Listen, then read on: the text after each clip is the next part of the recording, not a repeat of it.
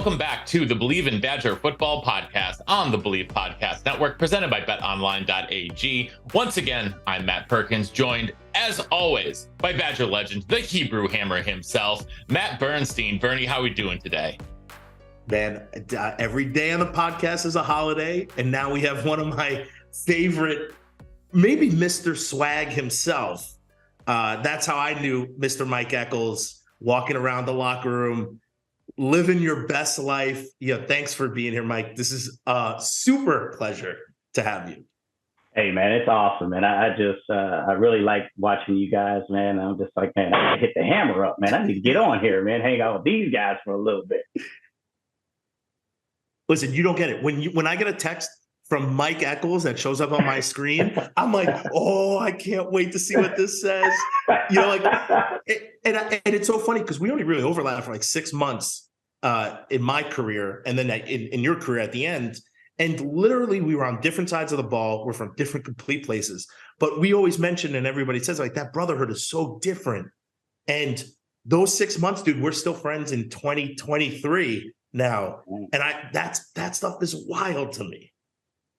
Man, you know, that Wisconsin brotherhood, man. It doesn't matter what year you were there. It doesn't matter what side of the ball. Hey, still in love with my kickers. It doesn't matter, right? We're just all in it together. So, you know, you've been a great guy, Bernie, and I just love following your career after I left, and you know, all the jokes we had when I was there as the leader and so forth. And man, you took it and ran with it after that. I love being in the locker room and just talking a lot of smack. So I look at the hammer now.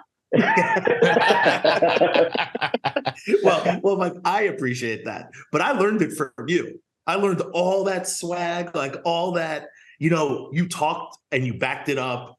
You actually, now that I think about it, like we spent a lot of time in practice because I was always on the scout team. Mm-hmm. You were always starting defense. So it's like, every time I was out there, I was like, "Oh, look, there's Mike all day long."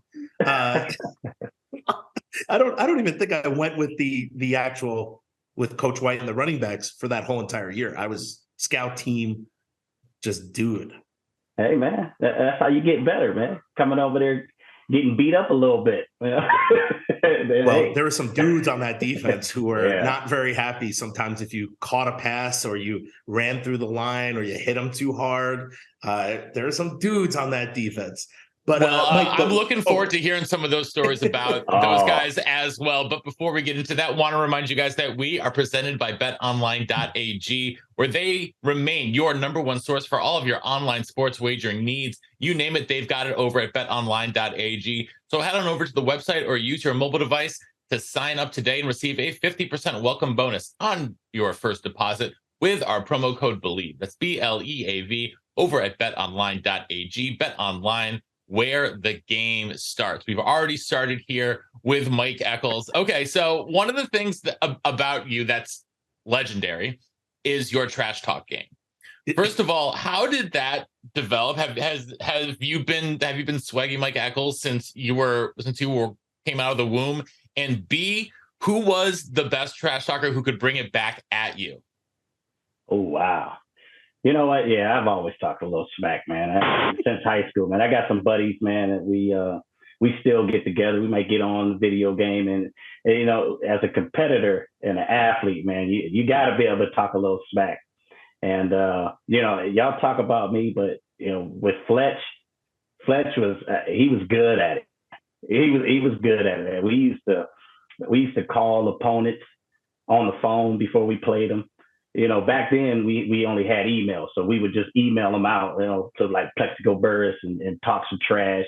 Or at the Rose Bowl, we find out what hotel they were staying in and dial the room and talk mess the whole night before the game. Like we just love trying to get into somebody's head, man, and just have a blast with it. But you know, it's all about the fun and just competing, man.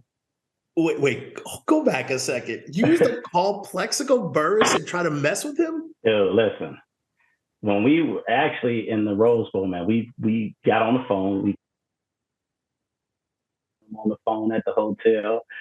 We've done that at Stanford, where we just find a star, man, the receiver, and hey, connect me to room, you know, whatever it is, 231. They pick up and we just going in on them. Like that was just the thing, man. I had to mute because I'm laughing so hard. This is amazing. This is amazing. First of all, I never thought to do that. I kind of wish I did. Yeah, I know, right? Like, you and Fletch used to do that to people? Man, listen, I got it from him. Like that St. Louis stuff, man. He was good at that, man. So it was just fun, man. We had a blast doing it, man. And when you're playing at a high level at that time, man, we really didn't think anybody, could beat us or be better than us at the time. And that's just, a mentality that you got to have, especially playing DB, man. We're on the island all the time. It's kind of true because Drew Brees said you were the best dude he's ever played against. Nah, that's a lot coming from him. I mean, I guess it helps that I picked him off a few times, but including in the end zone. Right. I mean, hell, Bruce threw it for like maybe 82 times in a game against us, man. If I didn't have my Gatorade in me, I probably would be on a stretcher somewhere. This is like what I remember of my time as an 18-year-old coming into the locker room, and just your swag and like your confidence was you were a role model in that way. Like you were a leader, like you said, of just being that guy who like would talk. You never said things that were inappropriate or like got too far, but you backed it up. You're like, dude, I'm gonna shut you down today. And it was you were done. And I just respect that about you. It's something like not a lot of people can do in this world. Hey man, I appreciate that. But growing up, in fighting, man, like I never was considered the superstar at any level. There was always somebody that they thought was better than me, and I always had that chip on my shoulder. And so I always had to compete hard and always try to surpass everybody that they thought was better than me. And so by the time I got there, it was a lot of fighting and clawing to get there. So, you just got to back up what you say, and believe. It's all about believe, as you would see, Coach Prime now believe, right? So that's just how I was, man. I just believed in myself, and I had a great support team, man. And I love to try to rattle somebody's cages. What do you think? I could literally end the podcast here. This is the funniest thing I've heard. I can't stop giggling to myself that you were calling dudes in the hotel. That is the most ballsy thing I've ever heard. But Matt, please, I'm going to mute so I can laugh a little more. How ridiculously awesome. Well, I was going to go in a little bit more serious direction, and so I'm still going to go there. I was going to say, though, what do you think instilled that confidence and that self-belief in you from a young age? You talked about having that chip on your shoulder. How did you know you could overcome that if you had done that for so long? Like, what even just sort of gave you that sort of self-belief? Well, at the end of the day, man, in high school, I was probably like a $120 soaking wet. In sophomore year, I got diagnosed with diabetes. There was a lot of things that transpired during that time that I had to really fight through, and to try to get to a goal of one day trying to play in the NFL, man. And I've had situations where, coaches just believe somebody was better than me. Right. And so for me as just a competitor, my family is very active and competitive, man. My older brother played, football. He was like the guy that I looked at, wanted to be out there and be under the bright lights and playing. And, I just took that and just continued to fight all the time. Like I just never wanted anybody to be better. Didn't want anybody to be faster. I didn't want anybody to hit harder than me. We'd be at practice and be like, hey, whoever get the most interceptions, it's like 50 cents back then, but hey, whoever get the most interceptions, man, like a pick or we'll play $1 or something like that. And, I counted up and go get me or whatever after the end of the practice. But, I was always out there competing. It didn't matter what it was. And, I think that is where I got it from, man. I just always wanted to keep that chip and keep fighting. So let's talk about a young Mike Echols. What is that kid like? Oh, comedian, fun, athletic. It's a lot different nowadays. I was always outside. We were always outside playing with the fellas and we either playing basketball, playing football in the park and, just outside, man. I wasn't stuck in a house, more so my older age, right? Staying in the house, playing some video games, anything to relax. But back then, man, I was just an active kid, man. I always wanted to, hang out with people, friends, and just have a good time. And so was it your brother who got you into football? Did he start first and then you're like, oh, I really want to do that too?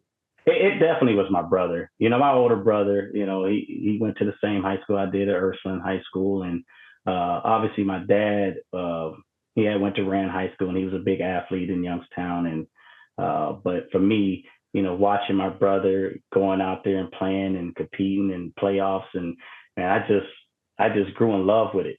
And I would watch football games and NFL games with him on Sunday and, try to figure it out as a kid who I really liked and who I wanted. That's kind of what really got me started.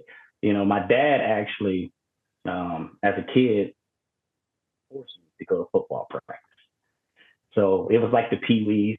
It was my first time playing. So I'm playing at the 120s and I was like 90 pounds, right? I was playing, my first position was DN. Right. So they just threw me out there. I had no idea what to do. I'm just out there just running around. And, I have to, thank my father for that because, I wanted to sit outside and play with my friends. I thought I was going to be the next Michael Jordan at the time, play basketball. And he was just like, nah, you're going to go out there and you're going to play some football. And he forced me out there. I damn near went down there crying. And if you think about it, man, years later, it's just like, man, I'm glad that he forced me to do that. And, and I guess the rest would be history, I guess. Yeah, because from that point on, he got you. I mean, well, you were in the NFL for a bunch of years, which is amazing, right? Like that's from a kid kicking and screaming and crying to the NFL is pretty special. Yeah, Bern, that's not easy to do, man. My mom used to give me the statistics on people making it to the NFL, right? So, I just was fortunate enough for the things to align right for me to actually reach my dream, and be a motivation for other people that, may have a goal, have a dream, and, stars isn't too. So when did you realize you were going to be able to play at the collegiate level? I felt, I had 10 interceptions. And I was returning kicks, and I felt like that year, like I was like, wow, because the game slowed down for me. Everybody talks about that, but nobody really understands what that means. And I didn't know what it meant either until my senior year in high school, man. Like it just seemed like everything was in slow motion, man. And I had a goal at the beginning year. Me and my good buddy, his name was Sean Penny. He had went to Ohio State. He was our running back there, 2,000-yard rusher at the time, and for me, he had a goal of breaking the school rushing record. And I told him, I'm going to break the interception record. And then we were just going at it every day with it. And, man, when I had 10 interceptions that year and then just multiple games of 3 or 4 interceptions, and it just, like, the game just really has slowed down for me. I said, you know what? I got an opportunity. I mean, I may be small as hell, and I don't know what they're going to say, but, I'm going to give it my all. Was it instinct? Was it like just your knowledge of the game? Was it hard work? Like to pick a ball off? Like, I feel like you just got to be in the right place but I've never played DB. So what's that like? I mean, and you took that into Wisconsin. So I'm going to go with it's your God-given ability. But what was that like as you say, the game slowed down? Did it just become like second nature to just find the ball? You know what? It just, from some of it was film study, right? Getting the game plan ready and you practicing certain plays over and over. But it's almost like at that time when I was on the field, man, it just seemed, what I practiced is what I was seeing. And it was almost like I can anticipate what was going on. Plus, I was fast as hell.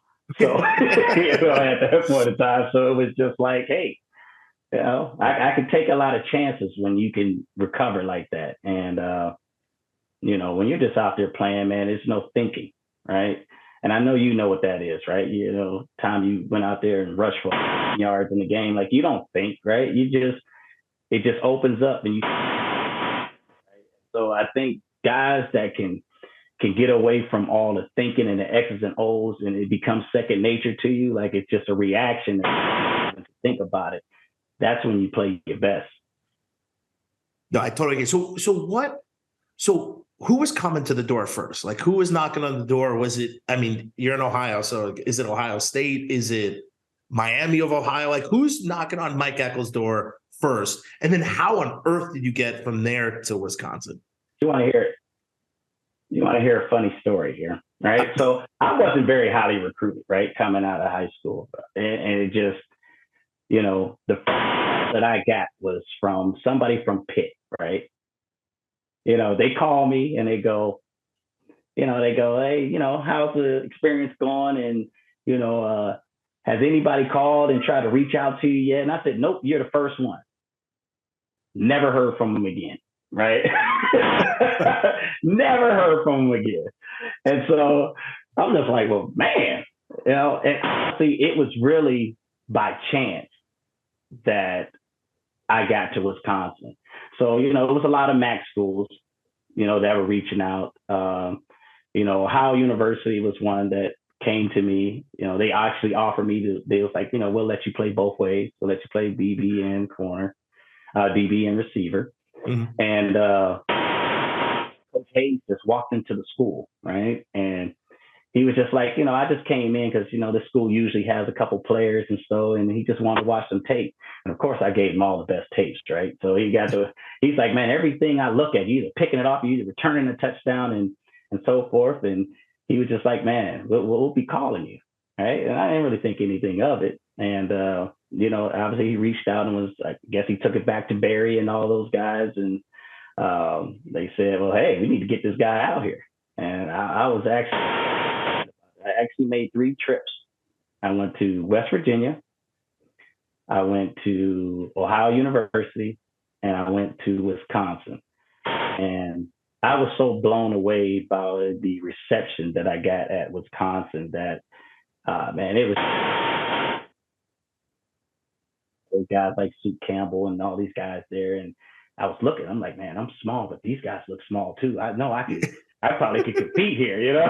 So I was just like, I'm not too small to go here. So, you know, and that was really my honest thought process when I went on my recruiting trip. I'm just like, these guys aren't that big in the DB room, and I got a shot.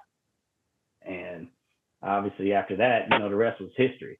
You know, Ohio State told me I was too small to play for them. All right. And so it was personal. Oh, it definitely was. It was personal every time. And trust me, I talked a lot of smack in that game. Oh, I'm sure. We've had dudes on the team from Ohio who've talked a lot of smack during those games. You know, that's so funny because and luckily for me, Joe Paterno passed. It's like my dad called and Joe Paterno was like, "No, we're not going to go. We don't need him. We're not going to go with him," which literally was like the best thing to ever happen to me because when you have places saying no, that makes you more just hungry. UConn said I would never be a good football player in college. I'm like, I was like, who the hell is UConn? Who's this? I'm like, Dad, call them back and tell them they're crazy. They weren't even a division like 1A program at the time. They were 1AA. And you know what? And that made me so pumped to get to Wisconsin. I mean, I showed up. I was an idiot. You know, I was on the scout team as pretty much a jabroni. But Mike, so it's really those 3 teams. What was it about? Like, what did you like about West Virginia? I thought that place was cool when we went there. A little weird in the sticks there, but like the stadium was awesome. I thought. What was your you took 3 trips? What were they like? So the West Virginia trip, it was a nice trip, man. They got a beautiful stadium, and I just didn't feel like they loved me. You know, like they really wanted me.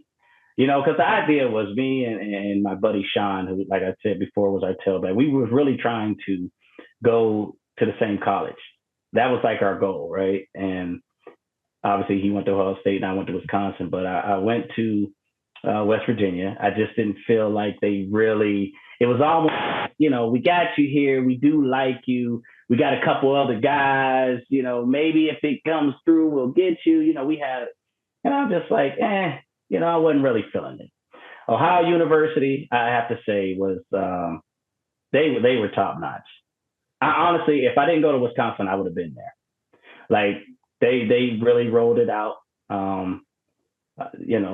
The recruiter, he was at the high school like almost every week. As it started going on, man, I started getting a lot of the MAC schools and things like that coming. But, I decided to go down and visit down there in Ohio University. And I really loved that experience. Like I said, when you get the for me as a kid, like I love watching the Rose Bowl. I was a Michigan fan at the time. Yeah, I can edit that. But, when I was a kid, so. I mean, I usually do have to beep out curse words. So, I mean, that's just par for the course, right? Yeah, part of it. But yeah. And so I was just like, man, I looked at Wisconsin and they had just came off a bowl. I think they played Utah at the time and they were like kind of up and coming, right? And I was just like, man, this would be a good fit to get into the Big Ten, right? And they seem like they're going the right direction. And, my family loved it, which I'm very close with, and I loved it. And like I said, between Coach Hayes and Coach Hayes and those guys, man, they were second to none in the way that they just really treated you and made you family and made your family feel like they were family. And so, I mean, when I left there, it was, it was down there. There was no doubt in where I was going. So did you took an official visit at Wisconsin? Absolutely. And who was your host and how fun was that? Oh my goodness. So I had Bobby Myers and Marcus Carpenter. Wow. Those two guys, because they were roommates, man. They were hilarious. I mean, we had a blast, man. Obviously, everybody goes to the KK when we get there. I'm like 18 years old, 17 in the back of the bar with my Letterman jacket on, looking goofy. But they took me around, man. I had a great time, man. Obviously, you get the other side of it once you're there, and you got to recruit, right? And so those two guys, man, they took care of me for a long time. And Bobby and I went on to the Titans together and everything else, but. I love those two guys, man. Like those two, I mean, they were inseparable at the time too. And we're going to talk about having a great time and just enjoying it and getting a college atmosphere. But, it was cold. It's probably like -4 degrees out there when I got there. But, we had a really good time. And those two guys, man, I mean, they were awesome. So what's it like what's it like sitting in Barry's house on that Sunday? You're a little hungover. Barry sits you down. He's like, listen, Mike, we want you. He makes you feel really good. Almost makes you feel like you're in the Godfather movie. Like that's how I felt. I'm like, you say no here and you're gonna wake up at the bottom of Mendota. I mean, come on, man. You got Barry in there, man. Got the rings and the trophies and everything else out there. And it's almost like, just take a look around and see what you see, man. You could be a part of something like this, right? And make you feel like, hey, man, we can use you here, and you can be something that bring us over the top. And he was just, Barry was just on another level when it comes to coaches, man. I honestly, dude, you would run through a brick wall for that guy, and for him just to even take the time to come visit the family in Youngstown and show up and everything that he did and does is always first class, man. And I think that right there is what really sold me on him. I mean, he just make you feel like you're at home, like you're wanted, like you're valued. As a young man, coming into being an adult, and you just want something like that. You want that experience or that feeling that this next venture, this next journey in my life is going to be good. It's going to be okay. I'm going to be taken care of. Because a lot of people being away from home for the first time, being away from your family, the people that collared you from way high to where you are now, and it just seemed like it was a seamless transition. Dealing with Barry. So what made him special though? What made him so special in that way? Like, what made it so seamless? Like, was there a particular aspect about it, or? It's just the way that he talks to you. It's the way that he makes you feel. You know, it's the way that he motivates you. Like I said, he won my family over. He won me over. He won my parents over. You know, your parents got to, you know, I got to let my son go. You know, mom's crying. She's trying to let her son go for the first time, right? So, you know, I don't know who I'm giving my son to. I don't really know you, right? But when you meet Barry, he makes it seem like y'all have known each other forever. Like he is going to take care of your child as if he was his own, right? And so I think that's the vibe and the feeling that we all got when it came to him. And man, I'm just, man, if I could do it over 1 million times, I would do it the same way. I would for sure do it the same way. I would agree. I think it's, you know, Barry's a special dude. He made you feel like you would be the next, you know, best player on the team. And I don't think it was in like a BS type of way. He's like, listen, Bern, you know, we could use you. I'm sure he did the same thing. Like, listen, Mike, you're going to get better and better here.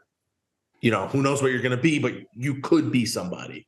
I don't think he was saying like, you're going to be the starter here for 4 years and just dominate the Big Ten. But I'm sure he wouldn't have offered you a scholarship if he was like, man, we're not going to try to get this guy to be there. But man, sitting in Barry's room is a little freaky though. You know, it could be a little intimidating, right? It's a little intimidating for sure. So Mike, so when did you show up? Did you show up in July? Did you show up like start of the school year? I showed up in the summer, right? So it was around July. Right? When I finished off school and showed up then, and you know, started up in camp, which was probably my worst experience ever. Well, it's funny because everyone has of seminary stories. We hear from Mike Echols. Yeah, dude, everyone. Okay. Hit us with your initial like, oh my God, I'm at the seminary. Where am I? First of all, when I went to the seminary, it was under construction. So they were doing some renovations. So it was nothing but plastic and crap everywhere. And it just like, man, first of all, I'm out here getting my tail kicked all day, feeling like I'm about to die. And then I got to walk into this place that looks like I'm out in the backyard alley somewhere about to get burnt, you know, when I walk in there. It's like, it was terrible, dude. Like, man, you know how many people I've seen like on the phone with your little calling card, calling home. I've had so many people like, Mom, I just don't think I'm gonna make it. I need you to come get me. Like I've seen so many people over there calling home like, this is not for me. I mean, and it was not the warm and fuzzy that, you know, you guys end up getting when you got there, man. It was a rough one my first couple of years.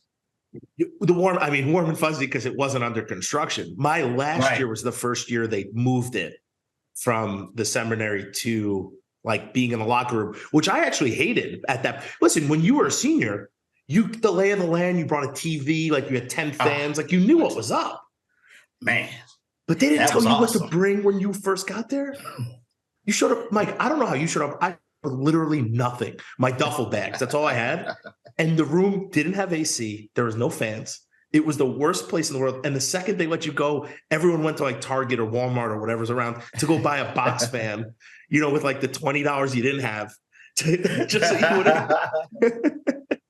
Ain't that the truth? Show up with some issue shorts and get it in. But what was so obviously camp. And I don't think people ever understand this. Literally, this is pre-cell phones. So like you showed up to this place that literally felt 40 miles away, and it was 10 miles at most, 12 miles away from downtown Madison. And it felt like you were on an island with only your dudes. So who was there like every day helping you? Who was in the room at this time? Like, who are your guys you relied on to like just push you through that?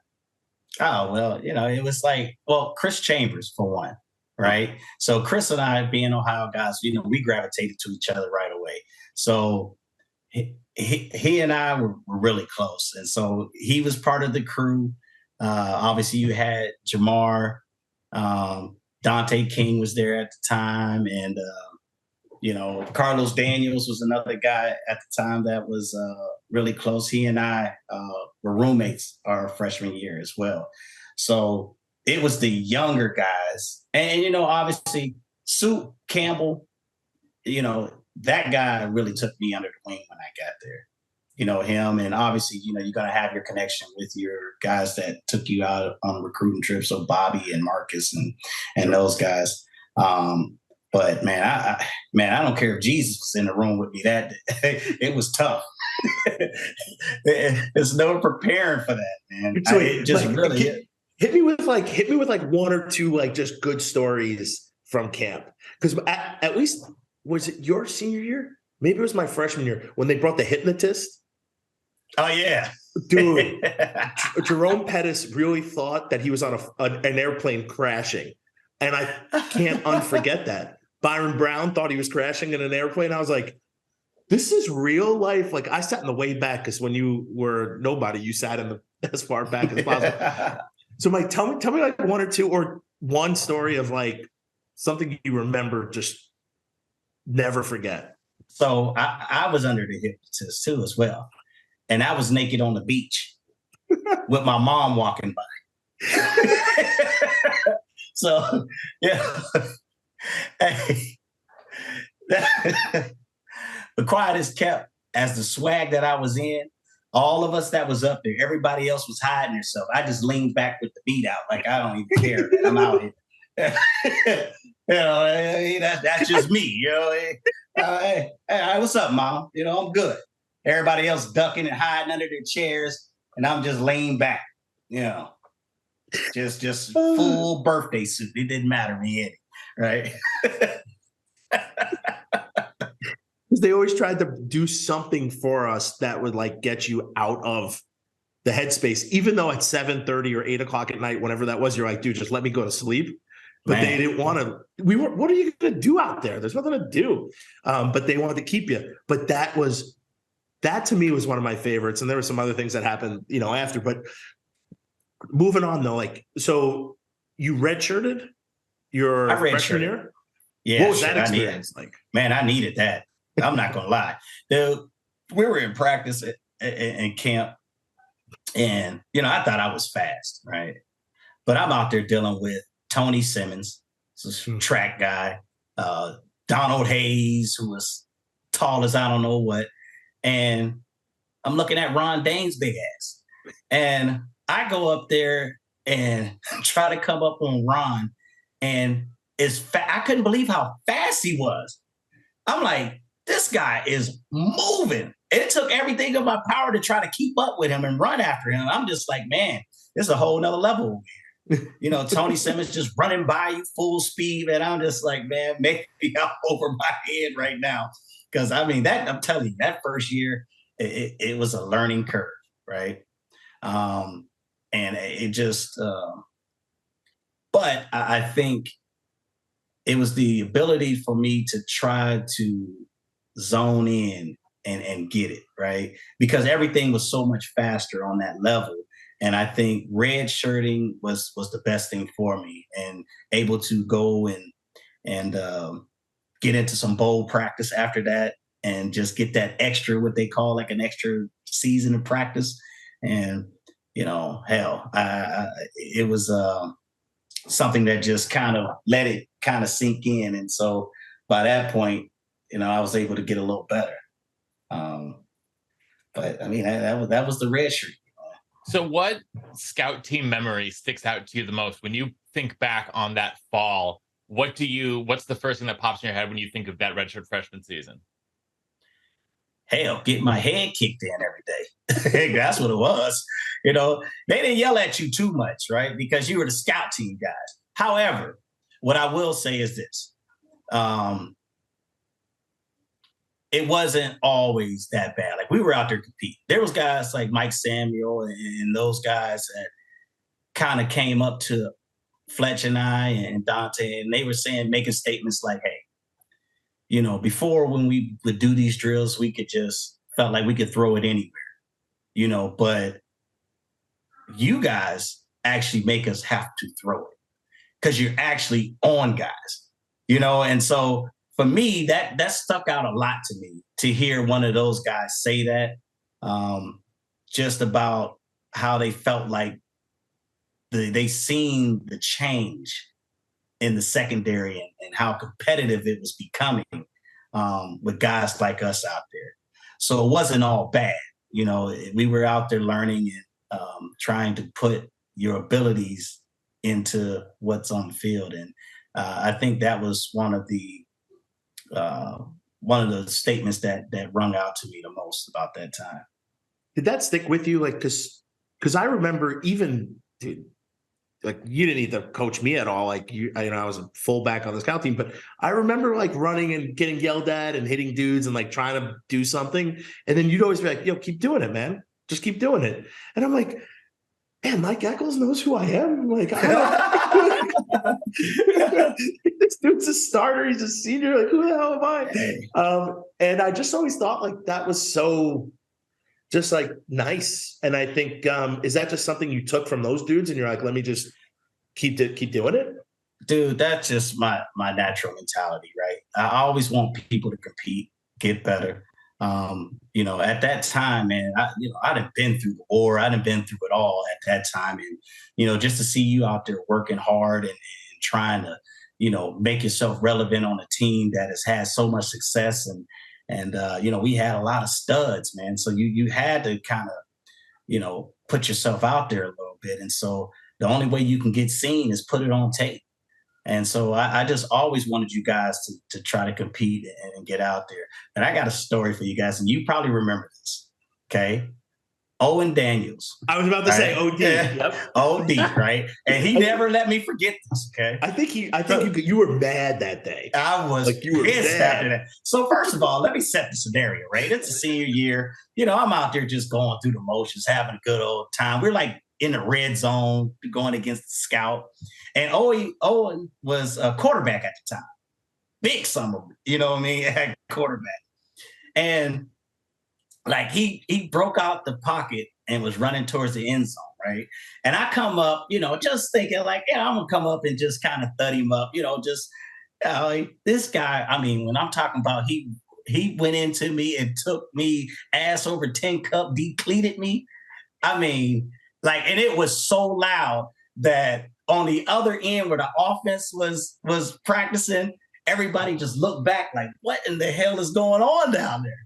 And I mean, I was pissed from there. I could never get my hands on him after that, being a DB. And listen, I mean, it was scouts, NFL scouts there, like all kind of stuff going on. And I'm like, this little dude just smashed me. And not little though. Like he was like he's a big 6'3". Yeah. He was a big guy. But I mean, come on, man. I was out there knocking TJ Duckett off his feet at times. Like, but I wasn't trying to kill the kid. I was just like going through practice and listen, they were pumping us up to do these things. It's not OD's fault. It's Coach Palermo's fault. Like Spence. And I also think after that play, practice was not fun for the scout team. Like it was like, dude, no one was safe after that. Like there was, oh man, I do remember that because it's hard to forget something. It's hard to forget that one. Hey, and he reminds me every time I see him too. Well, and sure I love does. it though. You know what? Listen, you were on the scout team. You have one win out of 500 plays in a day or 500 plays in a year. You got to celebrate it. You got to celebrate it, man. Then they moved him to tight end where he should have been in the first place, and then he played 10 years or whatever. Right. Yeah. So great athlete, man. And great athlete. I love that story. I could never forget that story, man. That was one that will go down with me forever. But I promise you, when I see him again, he'll bring it up. We all got our moments. What was it like to be on a team during like, I don't know, the magic years?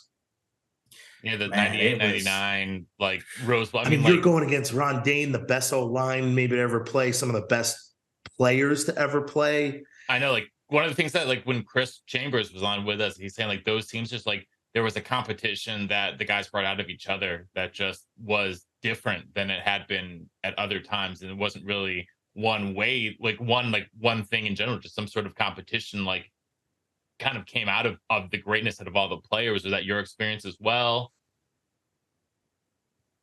Oh, absolutely. So during that time, man, we had like a top 5 defense at the time. I mean, obviously Ron was doing him, and you got guys like Chris Chambers. I mean, literally, we wouldn't guard anybody else but like Chris and stuff like that. So the mentality was, okay, we would tell them before a game, y'all done played against the best DBs in the country, right? That was our mentality to them. So you should go out here and beat the brakes off whoever you're playing, because what you do with us in practice, like, you didn't play the best. I used to tell Chris that. I used to tell Lee Evans that. Like, I expect you to destroy the other team, man. You're not going to see anything better than what we putting out here, right? That's all part of the smack. But, I mean, we were just the one thing about that team, and I've said this before, is that those years, the team was really the team. Like, we were so close. And I mean, all around, offense, defense, it didn't matter who it was. Like, we were close. I mean, we would hang out together, we would be together. I think nowadays, man, it seems like everybody's got something else going on, right? I don't really see a full like team like that. It was like a real brotherhood at that time, to where, like, I mean, we would do everything together. And so when you have that kind of confidence in the person next to you, because listen, we done been everywhere today. We didn't share the fishbowl at Wando's together. So when you're in that type of environment, when we're on the field, there's nothing that can happen that I would think that this guy wouldn't have my back on, or the next guy would be there for me. And I had the ultimate trust in everybody around me. And that was including offense, defense. Okay, offense didn't get it. We got it, defense. That was just the mentality of those teams. And I think that's why we were so successful, man. Like, we really, it didn't matter what play the coach called. It could be a terrible play, but we believed in it enough that, we'd make it work. And I think that is why those teams were very successful. And we were able to do some things, man. It was a dream, man. Come on, man. I dreamed about playing the Rose Bowl and get to play in 2 back-to-back and win them both. Like, as a kid, right? As a kid, I'm going to watch the granddaddy of them all, man. I want to go hear Keith Jackson and see Lynn Swan and these guys come, Bob Greasy come in, and I had to do an interview with those guys, man. And it was just like, man, that thing right there was like that experience and the ability to do that, man. Like, I wish I could give that to somebody else so they can have. I wish you gave it to me. Yeah, I really do. No, I think that's the epitome of Big Ten, right? Is to go to the Rose Bowl, and man, what you guys accomplished is it will forever be special. Look, no one's ever done it right since, so you got to think like that's how special that team was. So I have more questions. I know we're running a little late, but we still got you for like 15, 20. You got me as long as you need, man. I'm okay, good. Cool. So I've heard stories about some individuals who are absolutely crazy. Who was like some of the most crazy dudes you've played with at Wisconsin? And you can share stories so you don't have to. I have one that I think is hilarious that Jeff Mack told me, but I'm interested to hear what you have to say. Crazy. First of all, Tom Burke was crazy. Tom Burke was crazy. Tom Burke was a maniac out there, man. Like, you didn't want to look at him. He was just, he was like that, man. Like, seriously, he was nuts. And boy, he could sack the quarterback, with him. Let me think about some of these other guys, man. Man, that's a hard one. Let me give you a name. Roger Knight. Oh, Roger. The Jamaican Knight, man. Hey, Roger Knight, listen, he was probably the smartest human being alive. He was like an engineer major, playing linebacker, and he had that Jamaican accent. He'd be out there, and man, he was a tough guy too, man, out there running around and smacking guys. But he was a little awkward at times, right? when you talk about Roger, man, but man, he could play. He definitely could play. Jeff said that he didn't show up. He was just in the locker room, didn't show up for warm up. And when Jeff was a freshman, I can't forget his name. Cosgrove was like, "Hey Jeff, can you go see if Roger's going to come practice today?" Went down. Roger came up, like kind of warmed up a little bit, and then in 9-on-7 had like every tackle. Hey, just freakishly gifted, man. Hey, he was just that guy, man. Like who's gonna really go say something to Roger? Big old swole Roger, man. Like, I don't know what kind of mood he's in today. You know what I mean? I'm gonna send somebody else to go get him.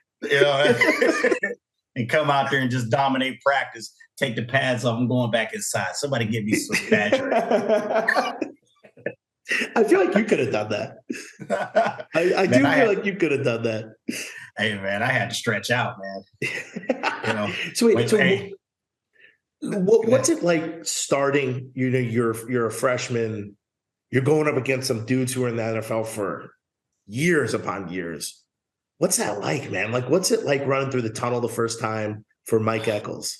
Man, dude, back then we would go through the tunnel, right? And it was a little different than they're going through now. We're going right through the concession stands, right? So folks over there getting their beer, their food, slapping you upside the head with pizza and everything else, just getting you right. Man, that feeling, that first time doing that, going up there and hearing all those fans and getting beat up going through, man, I mean, they literally walked you through everybody, right? There was no special tunnel and we coming out. You're with the people, man. And if you can't get riled up for a game, going through that, man, I don't know that experience walking through there, I wish they didn't change it. Like, I wish you still got that feeling of walking through, the crowd. Like, I mean, it was just like, man, everybody they're all hyped up for the game. They all over there, you're damn near beat up before you get to the field, right? So, if your heart ain't pumping and you're not ready to go, man, then you're not alive. It's funny you mentioned that because it's also you could walk around the bottom of the field at this time. Like you could walk to get to your seat. And that to me was it. Like people are literally like 10 feet away from you screaming at you. Most of them Wisconsin fans, but if they weren't, it was a different, like I completely agree with you. Walking through the concessions was the most excited I've ever been, I think, in my entire life to run out, coming down, not up from the tunnel. Listen, we live in a different age. But that, dude, you mentioned that was the coolest. You see a Michigan fan while you're playing, you push them down. Like I was pushing people out of the way. Beat it. Who's going to get mad at me? I'm going to play a football game. No one's getting mad at me. You're a football player doing football player things at that point. Yeah, right? Dude. And also the cop kind of walked by and he's like, guys, move out of the way. And then everyone just kind of go back to their. Well, it's like at that point, like you're the bear. Like you're just the bear who's there for what do they expect when they poke you? Dude, I used to walk out as the last person on purpose because I thought it was so fun. And that's when people started kind of coming back to getting on lines. And then you're literally like, where, my first or second time, like, where am I going from here? Think about it, when it's Bernie, when he's, 270 pounds in the neck roll and not just the eye black, like the black face of eye black. Face. Like, it's just like, it's not blackface, obviously, but when it's just like, you've got the eye black that's just all down like here. And what are you even doing if you're picking on if you're trying to start a fight with that guy? I mean, you've had way too many sodas. I was antagonizing other teams. Oh, I know, fans. But how do they not realize that? Okay, I want to go to a different in-stadium tradition. Mike, you were there for the birth of Jump Around against Purdue. What? First of all, did you realize in the moment? 10 years? Yeah, don't it feel like it, right? You like I played every freaking event I was there for. Yes, you were. So did you realize Benjamin in the moment that was going to become the defining Wisconsin football tradition? I did not know at the time. I just know we were on the field, right? And was going into the fourth quarter. Probably at that time, but Brees probably threw it about 70 times by that time, right? It was a big game, right? This is our first Rose Bowl year, right? And so we're just out there competing, man. And the stadium was packed. It was nighttime. We're going against one of the most prolific offenses at the time, man. And we're redshirt corners out there. And man, when it just went to the fourth quarter and jump around came on, and you look up and you see the entire stadium just jumping. Like I was beside myself. If we couldn't win after that, then we need to just hand in our pads, man, and go home. Like, go all the way back to Ohio. It's over. Because, I mean, the atmosphere after that play that night, man, it was magical. It really was. And, I couldn't describe it. Like, you would have to be there. If I could bottle that experience up, man, and pop it open every time I'm going to work, let me pop up the jump around moment. You know what I mean? So I can go in the door, start high-fiving people and getting ready to go. Like, that right there was an immaculate experience, man. Dude, so then as we talk about experiences and that you were there for pretty much all of them, what's it like when Ron Dayne breaks the rushing record with the towels against Iowa? Like, how awesome is that? God, man, that was amazing too, right? I mean, hey, man, I've been for them all, right? So we knew it was coming, right? At some point during that game against Iowa. And, the crazy part about it is as we're coming out, they like, talking to the defense, like, hey, man, don't mess this shit up for Ron. Make sure we got to win. You can't break the record and you guys go out there and mess this up, right? Get out there and make sure we at least win the game while he's doing it, right? And, man, but that was amazing, man. Right? I mean, you see all the towels waving and everybody on the sidelines are beating folks upside the head about it. And that accomplishment is something that I don't even know if Ron coming in would have even dreamt that, he would have broke the NCAA rushing record, right? And for me, just to be around and be part of that experience, man, that's just that was amazing. The one funny thing about that play, right? He's running the ball. Chris Chambers goes out there to try to block him and get knocked on his butt, right? And we always talk, like, they always find something to joke about, right? So, Chris was our roommate and stuff. He's like, man, look at you on national TV getting pummeled to the ground as Ron breaking the record, right? And so we would just crack. Hey, there was no chill with us, man. We always found a way to get somebody, man. I mean, you guys called Plaxico Burress in his hotel room. I still can't get over that. That's going to be my favorite thing to tell people for the rest of my life. But dude, Mike, you like when we go over these things and like new things pop in my head that I literally watched on TV, you had a front row to all of this. I mean, that is so cool. And then, so obviously your career is phenomenal. I have to tell the story, Mike, because that was my favorite thing I've ever seen. I walk in, it's like September. We got our schedules up on our lockers. They used to tape your schedules up on your locker, so you couldn't literally not say you didn't have it. Your class schedule. Right. So, it had the boxes with all the times and the days. And it was a grid. So you had your class, History 101 at 9:30, whatever. And I'm like, and I look at Mike's, I was by Mike's locker. I'm like, this is an interesting one. Maybe they made a mistake. I'm like, Mike, what happened? Like, this doesn't look right. Mike had nothing in any box. He literally had no. I was like, what's going on? He's like, man, one day if you're a fifth year senior, you'll figure it out. And I was like, this guy's a genius. And Mike had 2 independent studies and no class, which I was like, man, I got to aspire to be Mike Echols. Like, literally every day is a free day until you have to go to the stadium and work out. And I couldn't, dude, that stuck with me, Mike, for like, what, 22 years? Oh, hell, I hope you learned something from that. I hope your schedule I took a bunch of independent studies. Hey, man, I played that out just perfect. Because literally, I could have graduated in like 4.5, right? Mm-hmm. So by the time it was time to go into that 5th year, that redshirt year, I took the independent study without really even needing the class. Right. But you had to take some credit. You could. I had to take something, right? I couldn't just.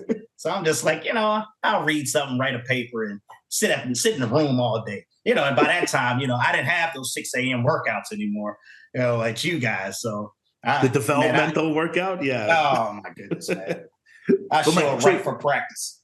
What's it like to be the senior person in the meeting room to watch these young dudes who are came in with me, and to see their success? And like, what did you see it? Did you see Sparky and Brett Bell and Rob Brooks as young dude? I mean, they all started. What was it like to be in there? Like, you are a 5th-year dude with all BJ Tucker was there, some other guys, ILO. But what's it like to be in that room with like these young dudes who like really are the next Mike Echols, Fletch, like are the next dudes? So, you know what, it was it's tough, right? Because as a senior who, you kind of been around everybody that was kind of your age, and you kind of build it together, and you had these experiences. And now as a senior, it's nothing but freshmen there, right? All young guys who were like wet behind the ears, like when I came in. For me, it was just trying to motivate them and give them everything that I had, right? Give them all the techniques, give them anything that they could do. Jim Leonard was a corner at the time. Yeah. Jimmy came in and I had to take him under the wing. I'm glad he didn't stay at corner. But, these guys, and Sparky was on the field with me, and, just to continue to keep these guys motivated. I was the old guy, man. I felt like, if you guys ever seen the movie Higher Learnings, felt like I've been there forever, right? But, I would take Sparky and those guys, and all of us would still hang out, right? I would try to be around for all of them. It didn't matter if it was them or Calvin or any of these linemen and guys like that. I was, trying to be involved and helping mold those guys, right? And I knew Sparky was going to be good, right? I mean, he worked hard. I mean, he's another St. Louis guy, and he worked hard. He worked really hard. All those guys did, man. And that's the only thing that I could do for them is try to give them a little bit of what I got, kind of show them how I prepare and what I did and what I, constantly do every week to try to get better. And, it was tough, because we were so green at that time. But, it worked out for a lot of those guys. There are a couple of dudes. You saw Carlise Clark, BJ. Who else was in that room at that time? ILO, but Simmons, but he was younger. Simmons was younger. I'm trying to, Mike, I first off, what's it like to have the coolest senior poster ever? Oh, never, ever will it go. It can never get better. And they don't even do them anymore. If they do, that's the coolest poster to ever. I have one signed by everyone. So like it's somewhere in my house rolled up. And I'm like, dude, this is the coolest thing I've ever seen. I know, right? The gridiron gladiators, right? Yeah, that was awesome senior poster, man. Because we used to look at them, man. I used to look at everybody's and seeing like suits and all of them with the hard hats and the hammers and like all those different ones they had. And when they put that together, they took us over to some sort of barn or whatever it was. Bunch of cows and crap over everywhere. It was just like, we're going to take the shot here, right? Everybody try to do a couple push-ups, try to get the muscles right, before you get out there so I could actually look like a gladiator.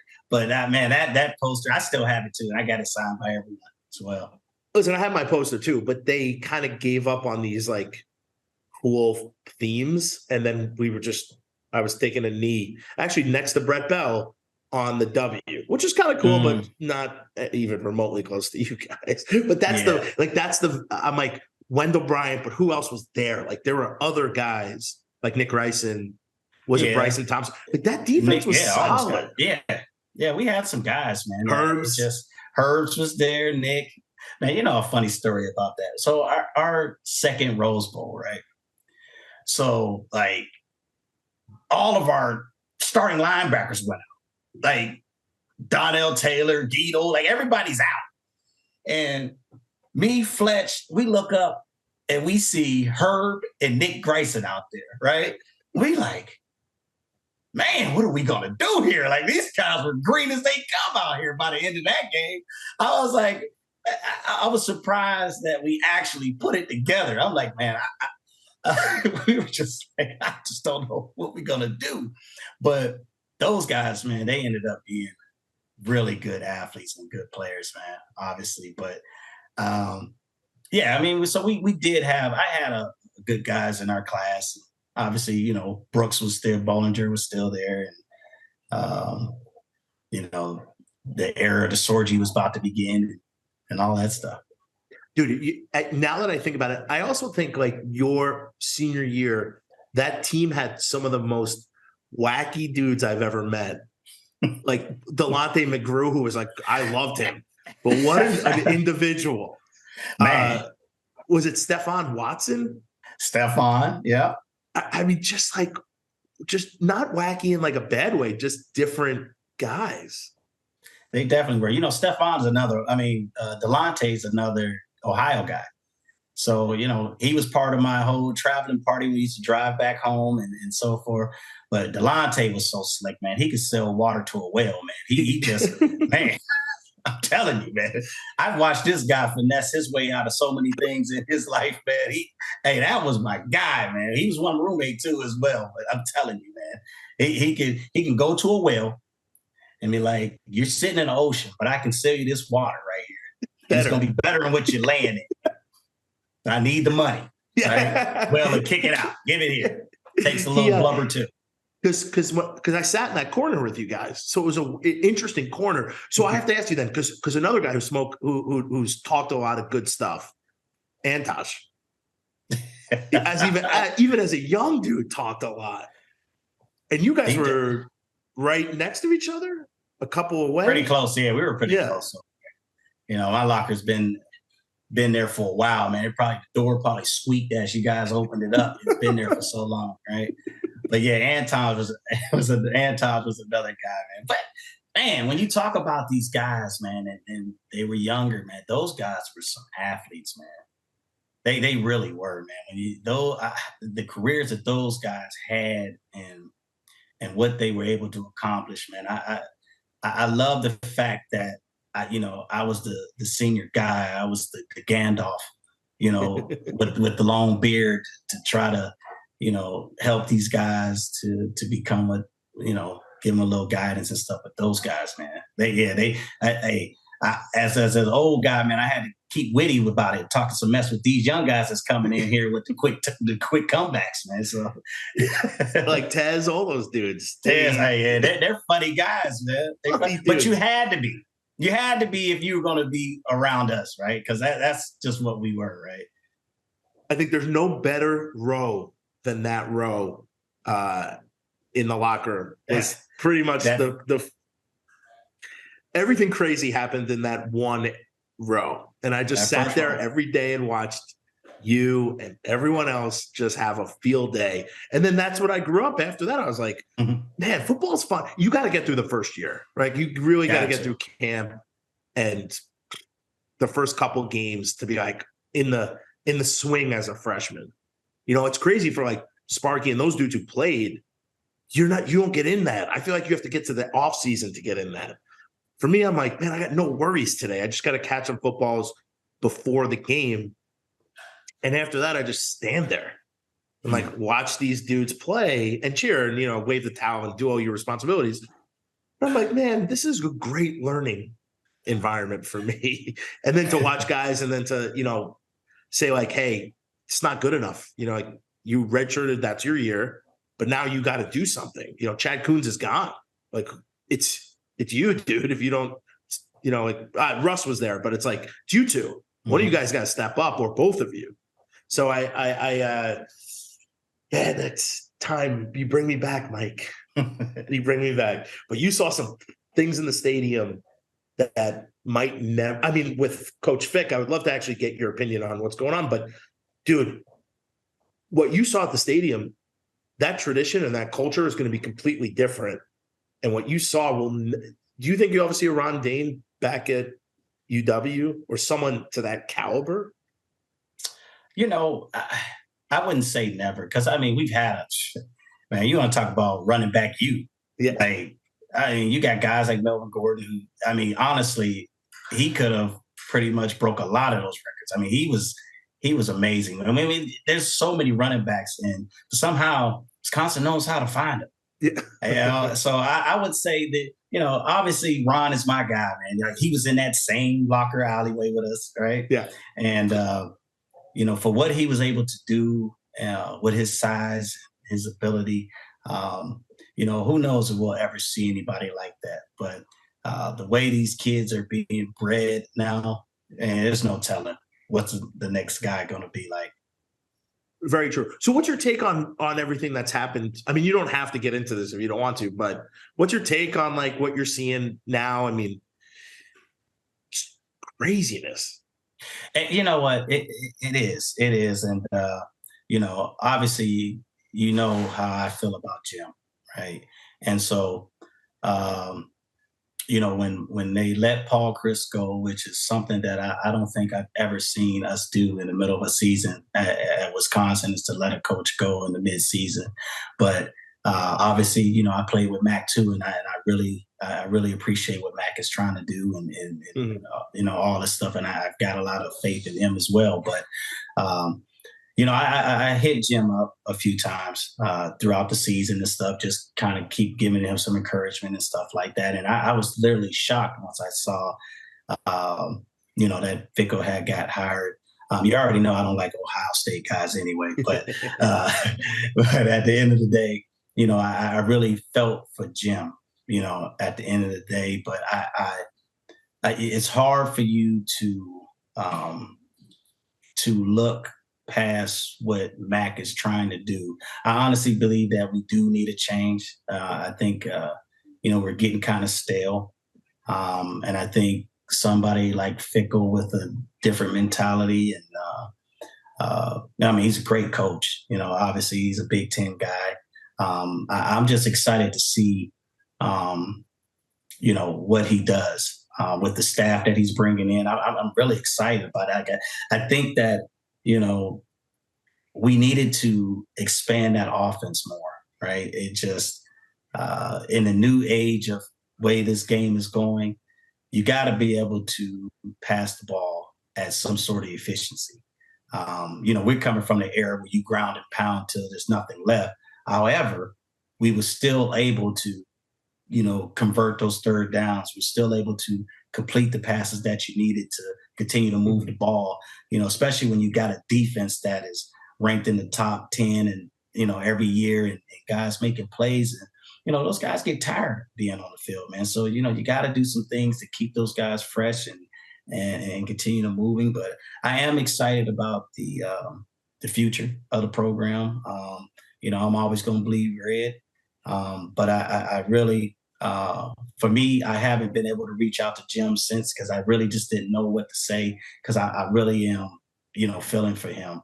But a guy like that, with his abilities, and he's going to land somewhere, and he's going to be good. I mean, obviously, you always wish that, you know, a Wisconsin guy that grew up through there and came back, that, you know, he would get that opportunity. But, you know, just like me, you know, it's that chip, right? Put it on that shoulder. Somebody believe that you're not good enough, you know, to have it. I'm going to use that as my fuel. Mm-hmm. And a guy like Jim, I promise you, you know, we're going to be seeing him, and he's going to get a head coaching job somewhere. And I know he's going to use that to move on.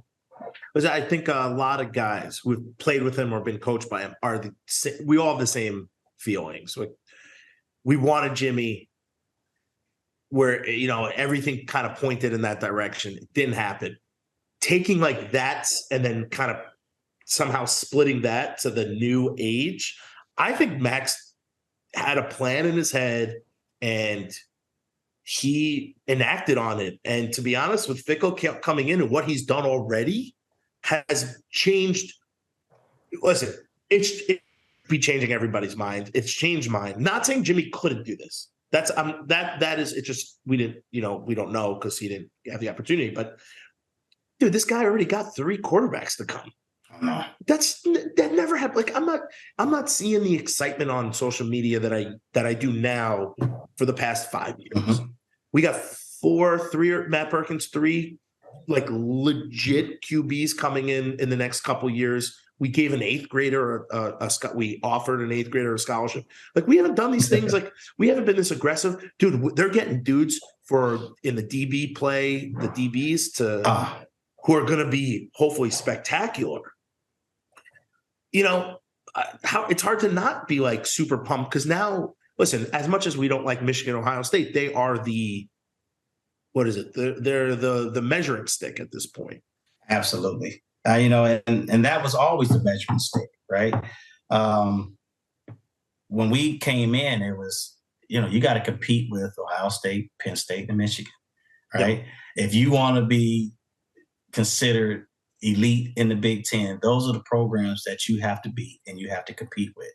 And, you know, that was our mentality, you know, going in. And so if those guys are going to advance and you know, start playing in the playoffs and all these different things, then we have to do some things different, you know, because we have to compete at that level. And I think with, you know, Coach Fickell and the staff that he's brought in, all of those guys have had that experience. You know, they just get Mike Tressel as the D coordinator, and, you know, he's a Big Ten guy. You know, he was at Ohio State as a GA and was able to go in their championship, you know, D'Antonio guy in Michigan State. And then he was with Coach Fickell at Cincinnati. And I think, you know, if you don't have a Jim Leonard, right, I think Coach is happy with having somebody that, you know, he's been with and can trust. And, you know, because Coach Fickell's a defensive guy himself, right? Mm-hmm. So, you know, you got to get somebody in there that knows what you're looking for and what you want and get your comfort level. And I just think with the offense, I mean, when you get a coordinator like that out of North Carolina, I mean, you know, we're expecting a lot of big things, you know, as far as what they're able to do and being able to throw that ball and do some things. And that's an easy sell for a quarterback, right? Come over here, be a part of this, man. Hey, we got you the coordinator. He's going to let you shine, you know. And most of the time when you go to Wisconsin, you're thinking, hey, I got to hand this off, play action, you know. But, you know, with them coming out and giving you some different avenues on different things, I think that was you can't ask for anything more. I'm just really about the future of Wisconsin football, man. Like it hurts me every time I see them lose or every time we get to a Rose Bowl and can't win it. Honestly, I think our offense hasn't really been at a high-powered level since Paul Chris was actually the coordinator, you know, and we had, you know, Russell out there and you know. It's not fair to have Russell, though. Right. I mean, you know, it's but I totally it's agree. Really hard when you have Russell and Monty and James White. Right. And, yeah. Like that and offense was an offensive line that's you know, almost all of them play in the NFL. NFL players on the offensive line. Yeah. Yeah. It's tough, but you're right. I think the offense has always underperformed. Even listen, you have a guy like Ron Dane and Chris Chambers and Brooks. And the O-line they had, like, you know, you're gonna win games. Like you and Michael Bennett, like you're gonna win games. Since then, we've always had the running backs. We've had great wide receivers, but our offense has not been schemed to take advantage. You know, when we had Lee, you could throw him the ball and he'd catch it no matter what. Not saying we didn't do that, but we were a run-first team, downhill run. I'm super pumped for what this could be. I still think we're going to run the ball. I still think Malusi and Brown Allen are going to be awesome. But I think we have other guys who should touch the football, and they're going to touch it more. And that's what I think is going to be special. And dude, a quarterback that can throw and run in college makes me very excited. Also, the guy from Texas, like 6'6". How do you even play a quarterback who's 6'6"? Like that's bananas. And he's physical. Like, man, Fickell's in my mind just won the PR battle, and then 2, getting dudes. And that's what we kind of have lacked, I think, in the last. We're not getting, you know, the Mike Echols of the world. And I still think it's important that we get dudes like you who, let's take a chance, but we see something. And I don't know Fickell at all, really, but I think he could do that. Look, he got Sauce Gardner. Like he's done things. So, dude, it's a good day. It's a good day to be a Badger. Listen, I am hurt for Jimmy and his family, but I'm still excited about, where the program's going. And these are all decisions that are literally not in my hands. But I am, excited that Mac is making some of these things and has to kind of take this on his back. And I think it's going to pay off. Yeah, I think so too, man. Obviously Mac, he's got to make it his own, right? You had Barry as the AD for so long, and now Mac has taken over, and he felt like he needed to shake it up a bit. And I got to commend him for making that change and doing it, because it's not the popular, pick at the time. It's not the normal Wisconsin way, right? But I think in his vision, and I haven't spoke to him, but for me, just on the outside looking in, it just felt like we need to make a splash, man. We need to be able to compete with these teams that are challenging Big Ten championships, that are challenging the opportunities to win national championships. And I think Coach Fickle will give us that opportunity. Obviously, only time will tell. But it looks like the things he's doing right now and the people he's putting in place is making it exciting to want to come to Wisconsin and play, especially when you know that you got an opportunity, especially offensively, right? You got the opportunity where whether I'm a receiver, running back, or whatever, I got a chance to get the ball in my hands, man, and be explosive. And that's what I'm expecting. I want to see an explosive offense, man, and to go along with a good D. Yeah. So wait, Mike, let's pivot for 1 second. We have 2 more minutes because I got to go to sleep. What was it like your transition into the NFL? And then Matt always has like a round robin quick hit questions about some of the dudes you played with. But what was it like your transition in there? What's it like to be on the main stage? You said that from a young kid, like that was your goal. What's it like to just be there? Man, it was a dream come true, man. As a kid, I'm watching guys like Jerry Rice, and that was my idol growing up, and I wanted to be a receiver.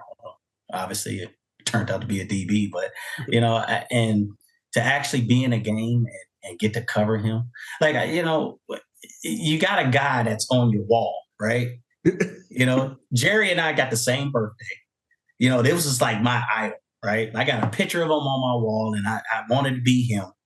And I'm out there and I'm on the field and I'm covering him, and he's right across from me. And it took me a second to be like, man, like this is Jerry, later year Jerry. But like, if he only knew like what I felt about him, and that's when it really stuck to me and it really sunk in. Like, you know what, Mike, you made it. You actually have achieved your goal and your dream. And, from this point on, it doesn't matter what happens, from this point on, you've set out a goal and you accomplished that. That experience, man, is second to none, man. Dude, that is so cool. I think that is the perfect place to wrap it up here today. I think it is too. Yeah, we're awesome, gonna, man. Mike, we cannot thank you enough. We're just going to bring you back, though, because we have a lot more questions for you. And I know that you have a lot more stories as well. So we will definitely be having you back again, hopefully very soon here on the show. But really want to thank you again for just taking the time to share your story with us and, the rest of the Badger fans listening and watching. And again, we really appreciate it. So thanks for taking the time. Hey, thank you guys, man. Hey, anytime, man. I already told Bernie, man, hey, get me on there, man. I'll come hang out with you guys anytime. Like, I really love what you guys are doing. I think it's a really good thing. And I hope it really takes off as it should, because you guys are, you're very knowledgeable about the game and what you guys are talking about. And you're getting some really good guys on here to speak some good old football and just life. And I just commend you guys for that. And that's why I really wanted to be a part of it. Because I just love watching it. I'm looking at the snippets all the time, and I just think you guys are doing a really good job. So trust me, just send me a text and I'm there. Like, you're a good dude, man. You've always been a good dude, which I appreciate. It's fun to come into a locker room with if there were more Mike Echols in the world, I think we'd be a better place. A lot of smack talking, but you back it up, it all works. But like your swag, like your enthusiasm for a Badger, I didn't see you for what, like a decade almost. Yeah. And the first thing like it's just big hugs, like how you doing? And I appreciate that. That to me is more important than the game. And the second you text me, I'm like, oh, Mike Echols, what'd he say? And then you're coming on. I'm like, dude, you're in, man. Like you are the exact person. And also I appreciate what you're saying because nobody knows, like, listen, everyone knows Mike Echols, the guy in the jersey and the helmet. And that's really it. No one knows Mike Echols. Like, what did he do? He graduated. Wow. He could have graduated early. Like nobody knows these stories. How did you get to Wisconsin? Who were you before? Like, who was your favorite receiver to prank call the night before the game? Dude, probably the best thing the show will ever have. That is a good story. But I mean, I think Mike would encourage us to always keep growing. We're gonna keep growing, but I don't know if we can grow. I mean, maybe if we got Plaxico on to talk about it with you, that would be something. But if I ever see that dude anywhere, I'll just be like, hey, I heard Mike Echols called you before the Rose Bowl.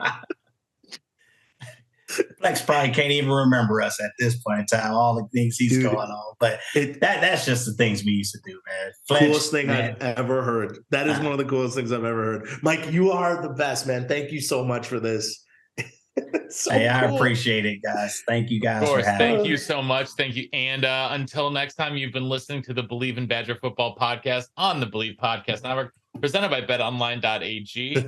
Until next time, on Wisconsin. Oh, Mike Echols, man.